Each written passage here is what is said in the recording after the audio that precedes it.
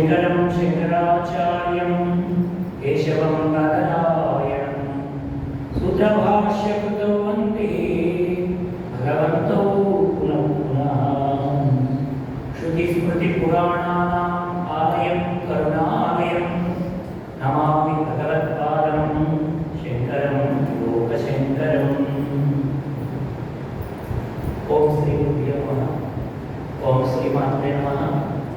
ప్రియ భగవద్బంధువులారా, సద్గురుదేవుల పరమ పరిపూర్ణమైనటువంటి అనుగ్రహంతో శ్రీ గురుదేవులు మనకు అనుగ్రహించినటువంటి ఈ పంచాంగిక దీక్షా సత్సంగ సమావేశ కార్యక్రమాల్లో 4వ రోజు కార్యక్రమంలోకి వచ్చేసాము. మనం ఈరోజు ఉదయం బాల్యం ఎలా గడిచిపోతుంది, యవ్వనం ఎలా గడిచిపోతుంది, వృద్ధాప్యం ఎలా గడిచిపోతుందా,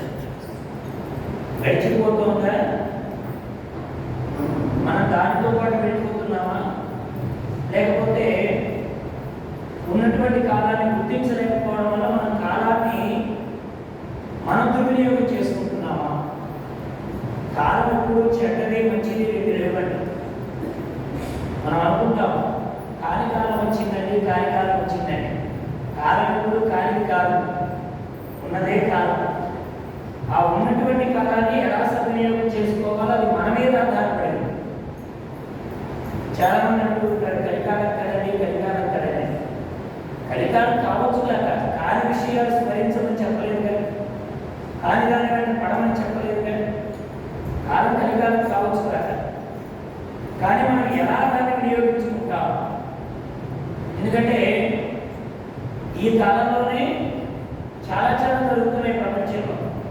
ఇప్పుడు ఇక్కడికి వచ్చాము, ఒక సత్సంగం జరుగుతుంది.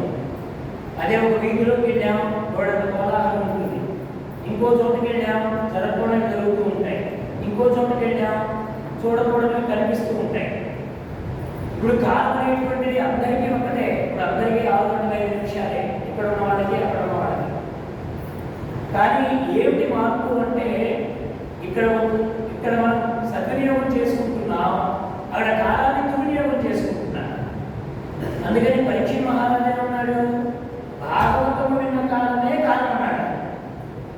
భాగవతం విన్నదంత కాలం కాదా, వినకపోయినంత కాలం కాదా, అప్పుడు జరిగింది కాలం కాదా అంటే ఆ జరిగినది కాలమే, కానీ నేను దాన్ని సద్వినియోగం చేసుకోలేదు అన్నాడు. కాలం తప్పదే. అందుకని బంగారు వంటి కాలం పోనాడగా నేను అందుకే చెప్తాను. ఎప్పుడైనా సరే భూతకాలాన్ని గురించి ఆలోచిస్తూ కూర్చున్నా, భవిష్యత్తు గురించి మేర కట్టుకుంటూ కూర్చున్నా, వర్తమాన కాలం వృధా అయిపోతుంది అన్నారు. భూతకాలం గురించి ఆలోచిస్తూ కూర్చున్నాం అనుకోండి, ఆ కాలాన్ని తీసుకురాగలమా? మన చేతిలో పగిలిపోయింది, కింద పడిపోయింది. నాకు అప్పు పగిలింది, నా పుట్టింటి నుంచి తెచ్చుకున్నాను, 12 ఏళ్ల నుండి నాతో సహవాసం చేసింది, ఇప్పుడు పగిలిపోయింది, అదేమిటో దానికి నా రుణం తీరిపోయింది అని మీరు గంట ఏడవండి కాక ఆ కప్పేమో మళ్ళీ ఎలా జరుగుతుందో ధరించి మీ చేతిలోకి వస్తుందా? ఒకవేళ అనుకున్నంత మాత్రం పోయిన కాలమైనా వెనక్కి వచ్చేస్తుందా? అదేదో సినిమాలో చూపించినట్టుగా కాలం వెనక్కిపోతే ఈ పని జరగకుండా ఉంటే బాగుంది కదా అనుకుంటే కాలం వెనక్కి తిప్పారు. సినిమాలో సరిపోతుంది, మనకి ఇక్కడ ప్రపంచంలో సరిపోతుంది. కాబట్టి వెనక్కి వెళ్ళడానికి వీలేదు, కొన్ని ముందుకు వెళ్ళే కాలాలు కూడా చూపించవచ్చు కాక. కొన్ని భవిష్యత్తు గురించి ఆలోచిస్తూ కూర్చున్నాం అనుకోండి, వర్తమానంలో దాగిపోతుంది. అందుకని మహాత్ములు ఏం చెప్పారు? భూతకాలంలో ఏది జరిగిందో నువ్వు ఎంత ఆలోచించినా దాన్ని మళ్ళీ వెనక్కి తిరిగి సరి చేసుకోలేవు. భవిష్యత్తు ఇలా ఉంటే బాగుంటుంది కదా అని కలలకంటూ కూర్చున్నంత మాత్రాన మనం అనుకున్నది నిర్మాణం చేయలేము. కానీ ఎవరైతే వర్తమాన కాలాన్ని సద్వినియోగం చేసుకోగలుగుతారో వాడు భూతకాలంలో చేసినటువంటి దోషాలు నివృత్తి అవుతాయి, భవిష్యత్తు వాడికి సుగమం అవుతుంది. అందుకని ఈ వర్తమాన కాలంలో ఇప్పుడే ప్రారంభించండి.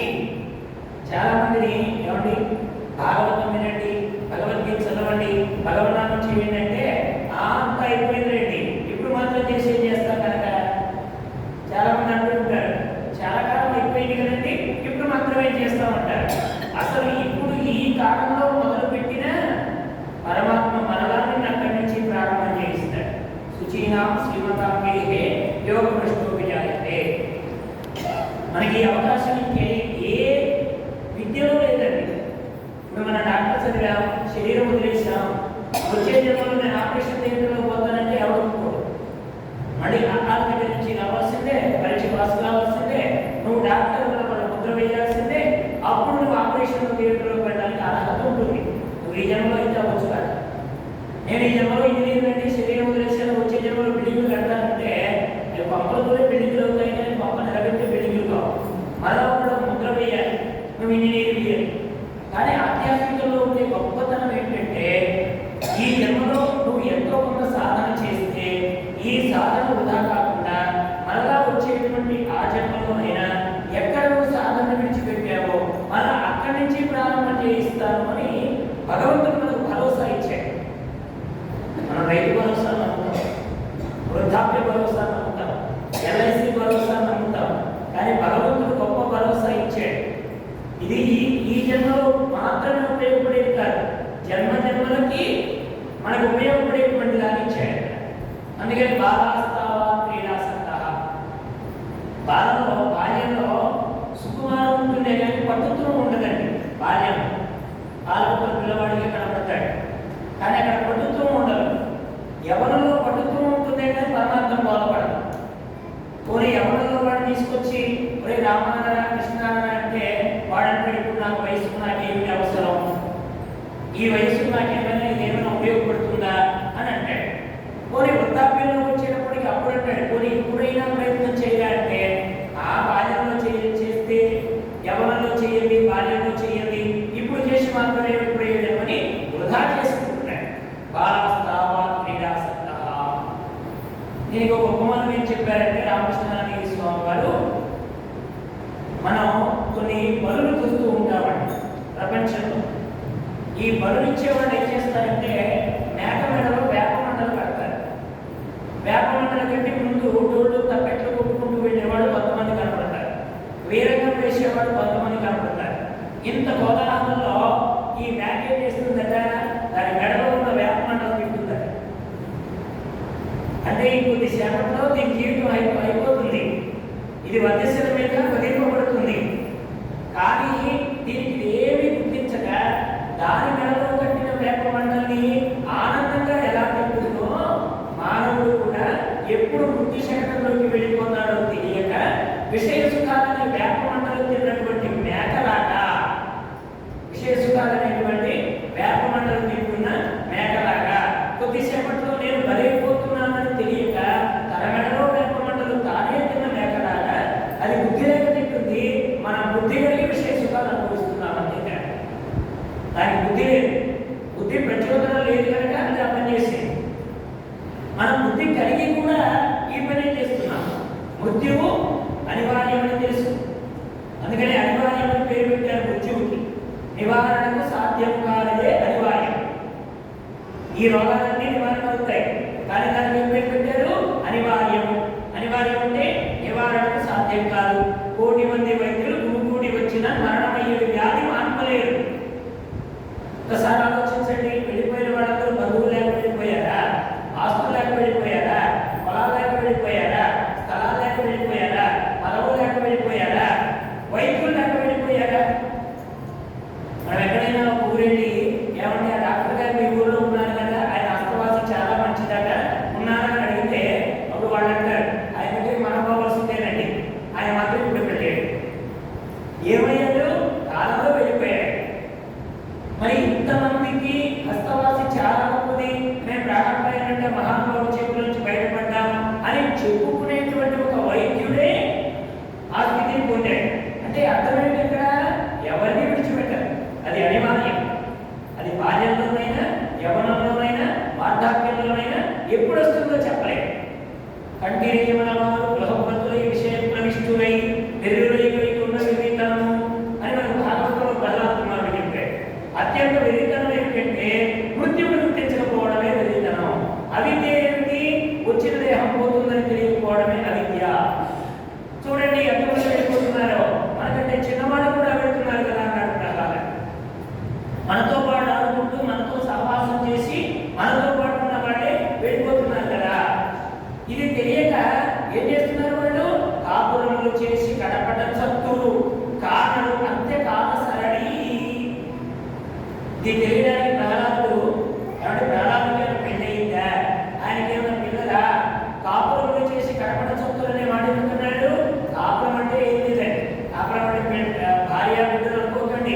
కాని విషయాన్ని తలుస్తూ విషయంలో రమిస్తూ దానితో మమేకమై ఉండడమే కాపాడు. నేను అమ్మ చెప్పాను కదా, ఇగో ఇంత విడిచిపెట్టి నేను వెళుతున్నాను, నువ్వు అక్క చెల్లి ఇల్లు విడిచిపెట్టి నువ్వు రాలేవా?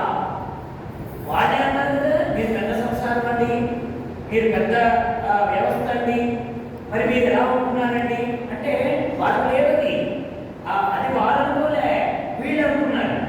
వాళ్ళు ఏం చేశారు, ఆ ఉన్నటువంటి స్థానంలోనే దాన్ని అలా విధించుకొని ఇక వెళదాం పదండి అంటే, అయ్యో నేను ఎలా వస్తానండి అంటే అక్కడ ఏం జరుగుతుంది, బంధాలను మనం పెనవేసుకొని ఉండి వాటిలో నుండి బయటకు రాలేక, నేను మనకి అమ్మ వారి గోదావరిలో కూడా చెప్పాను, సాధకుడు తన నోటి జీవుల్లో నుంచి వచ్చినటువంటి ప్రపంచంలో తానే ఒక అందమైన పువ్వు కట్టుకొని తన కాళ్ళు తన జీవుల్లోనే ఇరికించుకొని బయటకు రావాలని ప్రయత్నం చేస్తే అందులో నుంచి రాలేక ఎలాగైతే అది ముచ్చు గృహంలోకి వెళ్ళిపోతుందో, మానవుడు తయారు చేసుకున్నటువంటి అవిద్యలోనే తాను బంధింపబడి తానెవరో తాను తెలియక తన ధర్మని కోల్పోతున్నాడు, తన జన్మని కోల్పోతున్నాడు. ఇంత విశేషమైనటువంటి ఈ మానవ జన్మని వ్యర్థం చేసుకుంటున్నాడు. కాబట్టి దీన్ని గుర్తించమంటున్నాడు ఆయన. ఇది మూనాడు ముచ్చటే నిజంగా. బాల్యం ఒక ముచ్చట, యవనం ఒక ముచ్చట, వృద్ధాప్యం ఒక ముచ్చట. బాల్యంలో ముచ్చట్లు ముద్దుగా ఉంటాయి, ఒళ్ళో కూర్చోబెట్టుకుంటాం, తాతయ్యను అమ్మమ్మను వాళ్ళకి విసుగలుగుతున్నా చెప్పించుకుంటూ ఉంటాం. ఎన్ని మాటలు విన్నా మనవడి మాటలు బోరు కొట్టవు, మనవడి మాటలు బోరు కొట్టవు. కారణం ఏంటి, అది బాల్యంలో వాళ్ళ ముచ్చట్లో ఉండేటువంటి మహిమ. యవనం వచ్చిందనుకో పెద్దల ముచ్చట మనమేనా, చిన్నప్పుడేమో ముచ్చట అడిగి చెప్పించుకుంటామండి. యవనంలో పెద్దలు చెప్తారు, ఒరే ఆ వైపు వెళ్ళకురా, ఈ వైపు చూడకురా, ఇది తప్పురా, వాళ్ళ మనమేనా. అప్పుడేమో ముచ్చట మనది బాగుంటుంది, ఇప్పుడు వాళ్ళ ముచ్చట మనకు తీసుకొస్తుంది. ఇక వృద్ధాప్యంలో మనం ముచ్చట పెడితే ఇక దానిలో ఈ భారతం రామాయణం వెళ్ళిపోతానే. ఇక మన ముచ్చట వినేది ఎవరు? ఇది మూనాడు ముచ్చటే. బాల్యం ఒక ముచ్చట, యవనం ఒక ముచ్చట, వృద్ధాప్యం ఒక ముచ్చట. బాలాస్తావా క్రీడాసక్త, ఆటపాటల్లో బాల్యం వెళ్ళిపోతుంది. తర్వాత ఏం చెప్పారు, తరుణస్తావా తరుణీసక్త, యవనం వచ్చేసింది. ఎవరికి కూడా దేని గురించి ఆలోచిస్తారు అంటే మన మహాత్ములు చెప్పారు కదా, కన్యావరయతే రూపం మాతా విత్తం పితాశ్రుతం భాగవా ప్రవించంతి పృష్టాన విధరే జనాః. ఏమాలోచిస్తారు యవనంలో, నాకు ఒక మంచి రూపం కలిగిన వరుడు దొరికితే చాలును, ఓ స్త్రీ గురించి ఆలోచిస్తారు. అలాగే ఒక పురుషుడు ఏమాలోచిస్తాడు, నాకు రూపలావణ్యం కలిగిన ఓ స్త్రీ గురించి తోడు దొరికితే చాలును అని ఆలోచిస్తాడు. ఇది వ్యవహారంలో పడిపోయి మొదట్లో బాగా తనకి ఆనందం అనిపించిన వ్యవహారము కాలంలో అది విషయంగా మారుతుంది. అంతే కదా, కాలంలో ఏం చేస్తారు, భార్యాభర్తని బద్ధమైన హృదయ. కలియుగ లక్షణాల్లో వ్యాస భాగవతంలో చెప్పిన మాట ఏమిటంటే, కలియుగంలో ఎవరికైనా కట్టించి అబ్బాయి మీద కేసు లేకుండా చేస్తాను, నీకు బాగా ఎవరి మీద కక్ష ఉందో వాడు ఆ కోడు పడవరా అని చెప్పామనుకోండి, వాడు మొదలు వచ్చేది భార్యనే, వాడు భార్యను కూడా చేస్తాడట. ఎందుకని, నాకు ఎందుకంటే శత్రువు లేదు అంటాడు. పోనీ ఆవిడ కట్టించి అమ్మ నువ్వు వ్యాపారంలో పూర్తి చేయి, నీ కేసు ఉండదు, నేను రక్షిస్తానంటే ముందు కత్తి భర్త వైపు తిప్పుతుందంట ఆయన. ఎందుకంటే వీడికంటే పర్వ శత్రువు నాకు లేదు అని ఆవిడ అంటుందట. భార్య భర్తని బద్ధమైన హృదయ, మగలు ఇలాంటితో మచ్చరించదనందు సఖ్యంపు వంచన సహితమందు న్యాయ పద్ధతిని బుధులైన నడపదందు కాలగతి వింతయ్యి కట్టి వచ్చేనేడు. భాగవతంలో ధర్మరాజు దేవుడు మాట్లాడుకుంటూ ఎంత కాలికాలం వచ్చింది దేవసేన అన్నారు ధర్మరాజు. ఏమిటనయా కాలికాలము అన్నారు. ఎక్కడైనా స్నేహం ఉందంటే స్నేహం వెనకాల మనిషిని ముంచడం లేదు అనుకుంటుంది కలియుగంలో అన్నాడు. ముంచిందాకా తెలియదట. ఒక నదిలోకి వెళ్తే భయం, ఒక చెరువులోకి వెళ్ళాలంటే భయం, కానీ కలియుగంలో ఎవరితో స్నేహం చేయాలంటే భయం వస్తుందన్నాడు. ఎందుకని, సత్యము వంచన సహితమందు. ఒకడు మనతో స్నేహం చేస్తున్నాడంటే వాడు మనం తప్పక ముంచుతాడనేటువంటిది ఒక లక్షణం కలియుగంలో బయలుదేరుతుంది. అంటే వంచన అనేటువంటిది మనసులో పెట్టుకొని స్నేహం అనే ముసుగు వేసుకొని ఆ ఏది లోకమంతా గౌరవించేటువంటి స్నేహాన్ని మోసం కోసం వాడుకుంటారు కలియుగంలో అని చెప్పారు. న్యాయ పద్ధతిని బుధులైన నడవనందు. లోకంలో ఎవరు తప్పు చేస్తాడంటే న్యాయం తెలిసిన వాడే చేస్తాడన్నారు కలియుగంలో. అన్నీ తెలిసిన వాడే తప్పు చేస్తాడట, అన్నీ తెలిసిన వాడే దోషాల వైపు పెడతాడట. అంటే ఆడ మగ భార్యాభర్తలు ఇద్దరు కలహాలతో కాపురం చేయడం, ఒక శత్రువుతో ఒక ఇంట్లో ఉండడం, తగలబడుతున్న ఇంట్లో ఉండడం ఎలాంటిదో ఈ తగులాడుకుంటున్న భార్యాభర్తలు ఒక ఇంట్లో ఉండడం ఎలాంటిదంటే ఇల్లు తగలబడుతుంటే కాపురం చేయడం లాంటిది అన్నారు. ఇది మనకు భాగవతంలో చెప్పారు, ఇలాంటి లక్షణాలు ఉంటాయి. కాబట్టి మొదట్లో ఎలా ఉంటుంది అంటే తరుణోస్తావాంతరుని సత్తాహ, యవనం వచ్చేస్తుంది, రూపమైన పరిగెడతాడు, అగ్ని మీదకు పోయినటువంటి మిడతల్లాగా వాడే కామమనే అగ్ని చేత, క్రోధమనే అగ్ని చేత యవనంలో ఉండేటువంటి కామము క్రోధము తరువాత మనకు ఉండదు. కారణం ఏంటి? ఒంటిలో పటుత్వం పోతుంది కనుక. ఈ పటుత్వం బాగా ఉన్నప్పుడు కామాగ్ని చేత క్రోధాగ్ని చేత వాడిని వాడు నాశనం చేసుకుంటాడు. తరుణోస్తావా తరుణీ సత్తః, వృద్ధాస్తావా చింతాసత్తః. మరి వృద్ధుడైపోతున్నాడు. ఇప్పుడు వృద్ధాప్యంలో ఏమైనా ఉపయోగం ఉందా అంటే, నేను 20 ఏళ్ళప్పుడు అది చేశాను, 30 ఏళ్ళప్పుడు ఇది చేశాను, నా 25 ఏళ్ళప్పుడు అది చేశాను, నేను 10లో ఉన్నప్పుడు ఇది చేశాను, యవనంలో ఉన్నప్పుడు ఇది చేశాను, ఈ ఉత్తరం చెప్తాడంటే ఇక రాముడు అన్నాడు, కృష్ణుడు అన్నాడు. ఎందుకంటే రాముడు కృష్ణుడితో పరిచయం ఉంటేనే కదా రామాయణం చెప్పడానికో భాగవతం చెప్పడానికో, ఏమైనా కొద్దిగా వయస్సులో ప్రయత్నం చేస్తేనో, బాల్యంలో పెద్దల ద్వారా తెలుసుకుంటేనో, వృద్ధాప్యంలో అది గుర్తుకొచ్చి ఆ మాటలే పలుకుతాడు. కానీ ఈ వ్యవహారం అంతా చేసినాడేమో మనకి మహాత్ములు చెప్పారు కదా, ఇంగు కట్టినటువంటి బట్ట వాసన పోతుందా, వస్త్రానికి ఉండేటువంటి వాసన అంత త్వరగా పోతుందా? బాబుజీ మహారాజు గారు మనకు అందించారు. ఉదయం కూడా సాంబార్ ఇడ్లీ తిన్నటువంటి చెయ్యి అది మధ్యాహ్నమైన సాయంత్రమైన ఆ వాసన మనల్ని వీడుతుందా అంటే, ఈ చేతికి ఉండేటువంటి ఒక ఏది పదార్థానికి ఉన్నటువంటి వాసనే మనకి ఇంత ఇబ్బంది పెడితే, మరి జన్మల నుంచి వచ్చినటువంటి వాసన అది మనకి ఇంకెంత ఇబ్బంది పెడుతుంది. కాబట్టి వృద్ధాప్యంలో భగవత్ చింతన, భగవంతుడి వైపు ప్రయాణం కావాలంటే పై 2 దశల్ని మనం సంస్కరించుకోవాలి. పై 2 దశల్లో లేని సంస్కరణ వృద్ధాప్యంలో వస్తుందనుకోవడానికి వీలేదు. వృద్ధాప్యంలో నేను ఎక్కడికి పెడతానంటే, మనకి వృద్ధాప్యంలో మతిమరుపు వస్తున్నాయి. చెప్పిన విషయాన్ని గుర్తుపెట్టుకోం. చెప్పిందే అయినా చెప్పిన వ్యక్తితో చెప్పింది తెలియక నేను నీకు చెప్పలేదు అనుకుంటూ చెప్పడం మొదలుపెట్టి పాత విషయాలే ముచ్చట పెడతాడు. వృద్ధాప్యంలో ఇది ఒక అవస్థ ఉన్నాయి. మనతోనే చెప్తారు, 10 నిమిషాల క్రితమే ఆ విషయం మనతో చెప్తారు, మళ్ళీ అదే విషయం మనతో చెప్పడం మొదలెడతారు. ఏమండి ఇంతకుముందు చెప్పారు కదా, చెప్పారా కానీ విను, ఎందుకంటే నాకు ఇంత అభివృద్ధి తెలియదు. ఇంతే, ఇక చెప్పింది మళ్ళీ మొదలెడతారు. 10 నిమిషాల క్రితమే చెప్తారు, ఎందుకని ఇంకో చింతన చేసి ఉండలేదు కనుక. అది భగవంతుడైతే పర్వాలే, ఏ రామాయణమో భారతమో భగవంతుడి సంబంధమో సభ్యుల సంబంధం అయితే మనం కూడా అది చెవిక చరణమైన పునరుక్తి దోషం లేకుండా అమ్మ చెప్పినట్టు మనం వినొచ్చు. కానీ నేను ఇది చేశాను అది చేశానని ఆ పాత విషయాలు చెప్తే అది ఎవరికైనా ఆనందమా? ఇంకేమంటున్నాను? పరసే బ్రహ్మణి గోపిన సత్తః. ఈ పరబ్రహ్మమునందు ఎవరు కూడా ఆసక్తి చూపడం లేదు. బాల్యంలోనైనా యవనంలోనైనా.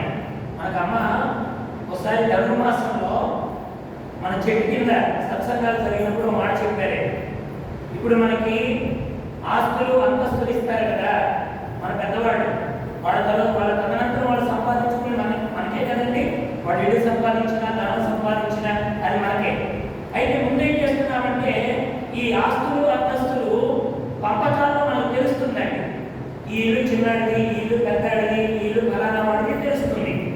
ఇప్పుడు మనకి అమోఘమైనటువంటి సంపద, వారసత్వ సంపద ఎవరు అడ్డు పెట్టినా మనకు చేరకుండా ఎవరు అడ్డు పెట్టలేని సంపద ఏమిటంటే ఆధ్యాత్మిక సంపద.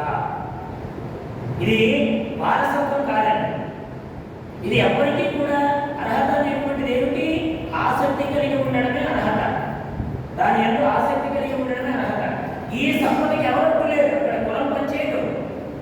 రాక్షసులైన ప్రహ్లాదుడు అడ్డుపడింది ఆధ్యాత్మికం. మహోన్నతమైనటువంటి పదవట్టి రాక్షసుడు ఆయన. మరి వానరుడు ఆంజనేయుడికి అడ్డుపడింది ఆ లక్షణం. ఒకళ్ళు ఎవరైనా చేయకూడదు పని చేస్తే వెంటనే వాడంట వానర లక్షణం అండి అంటారు. ఆ వానరుడిని కూడా ఉన్నతుల్ని చేసి దైవం ద్వారా తనతో పాటు కూర్చోబెట్టాడండి స్వామి. ఇది ఏ లక్షణం? ఆధ్యాత్మికంగా ఆ లక్షణం కూడా పోగొట్టుకోవచ్చు. చాలా చాలా ఉన్నాయి మనకు భాగవతంలో. మరి రాజుగా ఉన్నటువంటి ధ్రువుడు మరి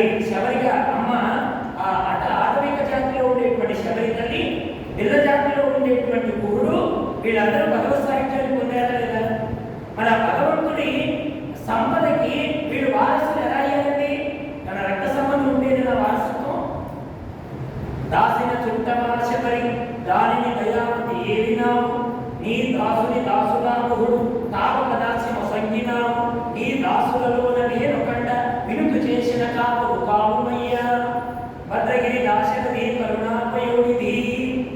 రామదాసు గారు నిలబెట్టి అడిగాడండి రాముని, దాసిన చుట్టమాశమని దానిని దయాపతి అయినాము. ఆ అమ్మానికి ఏమవుతుందనయ్యా, ఏమిచ్చిందని ఆవిడ వెళ్ళావు.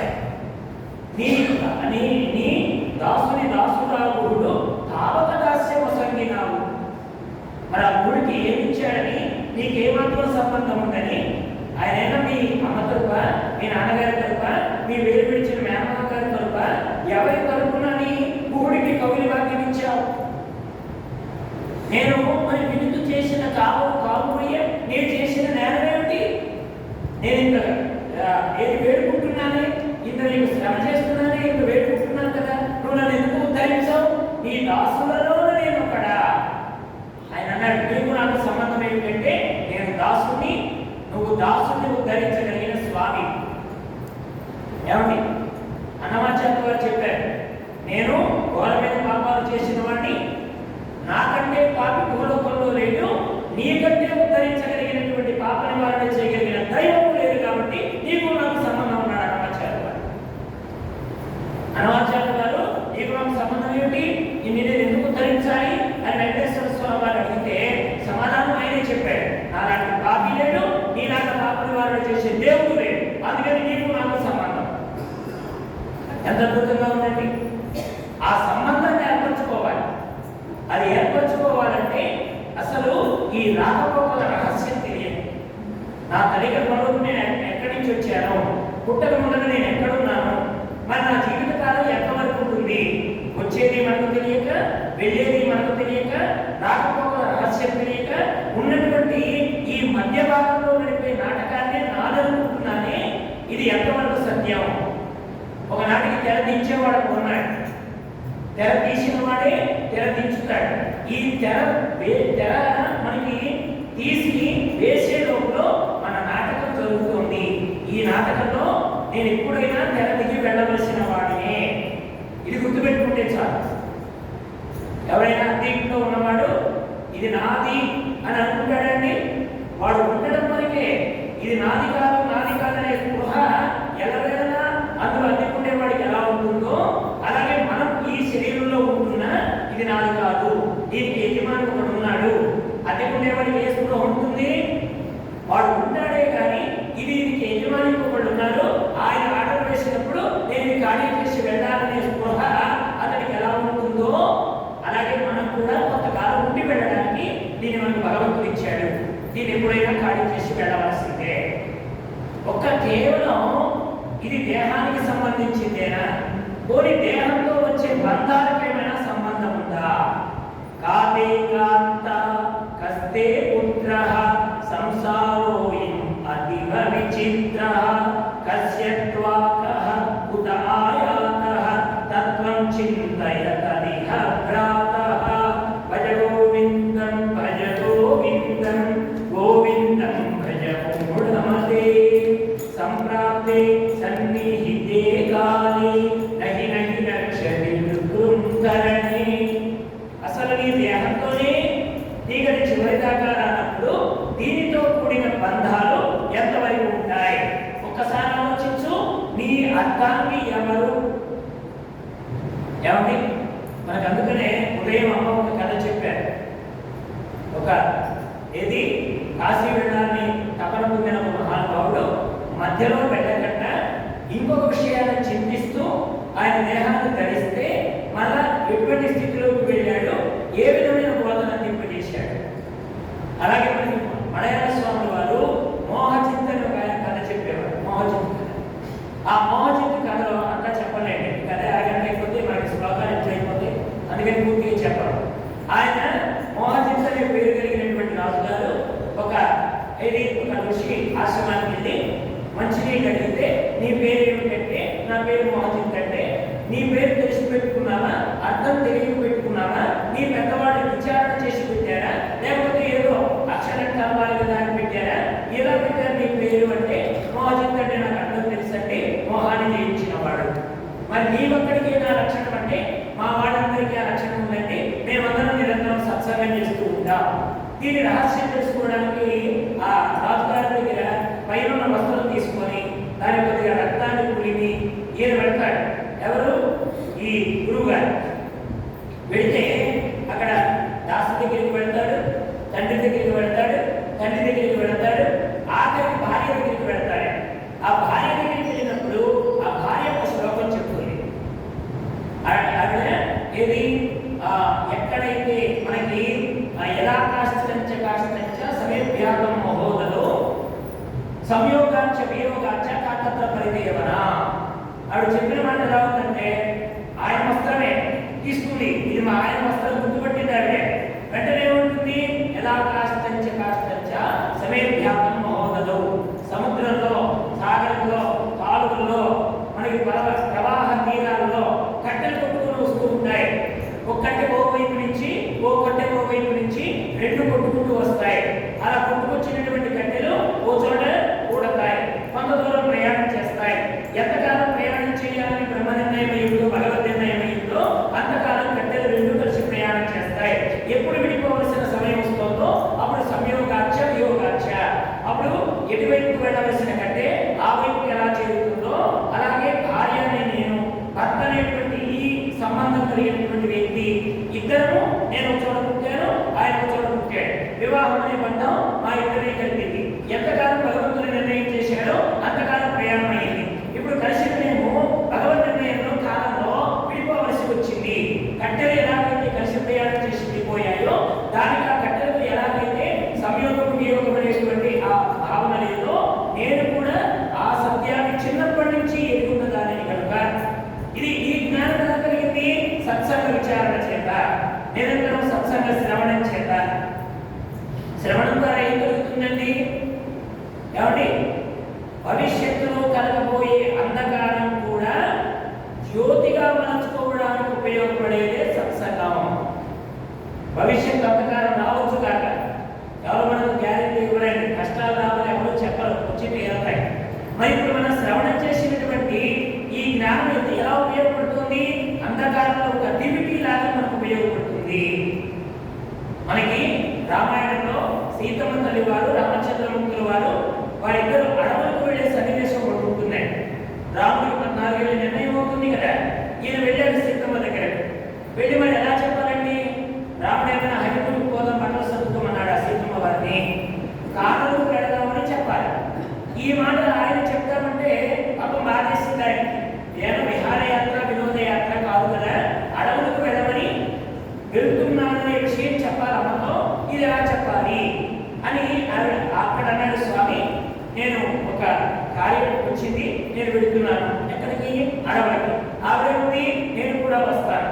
అదేలాగా నన్ను కదా వెళ్ళమని మా పిన్నమ్మ, నేనే వెళ్తాను అంటే వెంటనే ఆవిడ రామచంద్ర, వనాలకు వెళుతున్నావని నీకు ఎప్పుడు తెలిసింది అంటే అమ్మ. సీతమ్మ వారు అడిగారు, నువ్వు వనాలకు వెళుతున్నావని నీకెప్పుడు తెలిసింది? ఆయన అన్నాడు, రాత్రి వరకు రాజ్యంగా అన్నారు, తెల్లవారిన తర్వాత కైకమ్మ మందిరంలోకి వెళితే అప్పుడు తెలిసింది. ఏమని? వనాలకు వెళ్ళాలని. రామచంద్ర, నీకు ఇప్పుడు తెలిసిందేమో, చిన్నప్పటి నుంచి నేను నా పుట్టింట్లో ఉన్నప్పుడు కొంతమంది నా దగ్గరికి వచ్చి నన్ను ఇది చిన్నప్పటి నుండి కదా చేయి చూడటమేమో అలా చూసినటువంటి వాడు కొంతమంది అడుగుతూ అన్నారట. అయితే వాల్మీకి రామాయణంలో లేదులేండి, మళ్ళీ రేపు వాల్మీకి రామాయణం చదివి మళ్ళీ నన్ను నిలదీస్తారేమో అని భయం నాకు. ఇది కన్నా కన్నీగా లోకంలో ఉన్నటువంటి ఒక చిన్న కథ. ఆవిడ చెప్పేందుక, ఈ చేయి చూసిన వాడు మీ అమ్మాయికి వనవాస యోగ్యత ఉన్నది, వనవాసానికి వెళ్ళవలసి ఉంది అని చెప్పారు. చిన్నప్పుడు వింటుంటే ఎలా ఉంటారండి? వింటారు కదా. ఈవిడ మరి అంధకారమే కదండి వనవాసం అయితే. వనవాసము అంధకారమా కాదా? లోకంలో సేవ చేయించుకునేదానికి అలవాటు పడిపోయి ఎవరు సేవకులు లేకపోయే స్థితిలో బ్రతకవలసి వస్తే అది అంధకారం కాకపోతే ఉంటుందండి, బాధే కదా. కానీ ఈవిడ ఆ విషయం గుర్తించి ఎప్పుడెప్పుడు వనవాసానికి వెళతానా అని అప్పటి నుంచి ఈవిడ ఎదురు చూస్తుందండి. ఇప్పుడు భయం లేని స్థితిలో ఎవరున్నారండి? అమ్మే ఉన్నది. అందుకనే సీతారాములు ఎవరు గొప్ప అని ఆంజనేయుడు అడిగితే మా అమ్మే గొప్పది అన్నాడు ఆయన. ధ్రువం ఈ గురువు విశిష్టో సీత అని సుందరకాండలో మాట కూడా ఉంటుంది. నాకు రాముడి విషయం పూర్తిగా తెలుసు, సీతమ్మ విషయం పూర్తిగా తెలుసు. రాముడు సీతలో ఎవరు గొప్ప అంటే మా అమ్మే గొప్ప అని చెప్పాడు ఆయన. కాబట్టి అర్థాన్ని ఈ సంబంధ బాంధవ్యాలు ఎక్కడ మొదలవుతున్నాయి ఒక్కసారి ఆలోచిస్తే ఈ జన్మలో ఈవిడే నీకు సహధర్మచారిణి, గత జన్మలో ఈవిడ నీకేమవుతుంది, వచ్చే జన్మలో కూడా ఈ బంధం ఇలాగే ఈవిడే ఆవిడగా వస్తుందనేమైనా నమ్మకం ఉందా? మన వాళ్ళు ఏదో అంటారులేండి 7 జన్మల బంధం, ఏదో పాటలు కూడా ఉన్నాయి, ఎన్నెన్నో జన్మల బంధం నీది నాది అని ఏదో పాడుకోవడానికి బాగానే ఉంటాయి. కానీ వేదాంతంలోకి వచ్చేటప్పటికి ఎవరు ఎలా పోతారో ఏం చెప్తారండి అనుకుంటూ జీవనం కొనసాగించడానికి. ఎన్నెన్నో జన్మల బంధం అనుకుంటారు కానీ అదేమైనా కన్నాకర్ణీగా ఉన్న విషయాలే. చూడండి ఇది కూడా కన్నాకర్ణీగా వేదాంతంలో చెప్పే విషయమే. జనక మహారాజు గారికి వాళ్ళ ఆవిడ గత జన్మలో ఎవరో తెలుసుకోవాలని కుతూహలం కలిగిందట. ఆయన కలిగితే పెద్దల దగ్గరికి పెట్టి అడిగారట, నా ఆవిడ నాకు గత జన్మలో ఏమవుతుంది అని. నువ్వు తెలుసుకుంటే ఏం చేయగలుగుతావు, నీకు బాధ వస్తున్నాయా అన్నారట. అలాగా తెలుసుకోవాల్సిందే అన్నాడు. తెలుసుకుంటే బాధ వస్తుందట. వెంటనే వాడు ఒక మాట చెప్పారట, గత జన్మలో ఏమి నీకు తల్లి అవుతుంది అన్నారట. ఇప్పుడు ఆ రహస్యం తెలిస్తే ఎలా చేయగలుగుతాడు? ఇప్పుడు తల్లిని సేవ చేస్తాడా, భార్యను సేవ తీస్తాడా? ఇప్పుడు గతం తెలుసుకున్నందువల్ల దుఃఖం వస్తుందా కదా, ఏం చేయగలుగుతామని గతాన్ని తెలుసుకుని మనం. కానీ అందుకనే ఈ విషయాన్ని వదిలే ఇప్పుడు ఈ అర్థాన్ని ఎవరు మనకి ఎవరు ఉంటే ఎంతకాలం మనకు ప్రయాణం కస్తే పుత్ర, ఈ కొడుకులు ఎవరు మనకి చెప్పారు కదా, రుణపాత పుత్రులు, సేవకా పుత్రులు, తటస్థ పుత్రులని కొంతమంది ఉంటారట.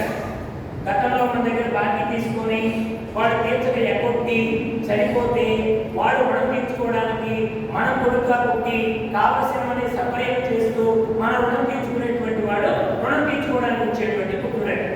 ఇంకొకడు ఏది మనం బాకీ తీసుకొని మనమే కొడతాం, వాడేమో మన దగ్గర తీసుకొని ఎక్కొట్టాడు.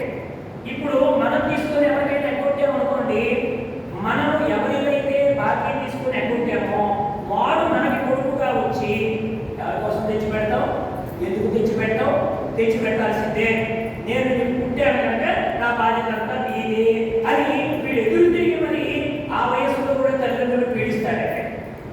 వీడు రుణం వసూలు చేసుకోవడానికి వచ్చే పుత్రుడు, అక్కడేమో రుణం తీసుకున్న పుత్రుడు, వాడు సేవక పుత్రుడిగా వచ్చి మనకు పనిచేస్తాడు. ఇంకొకడు ఉంటాడు తటస్థ పుత్రుడు.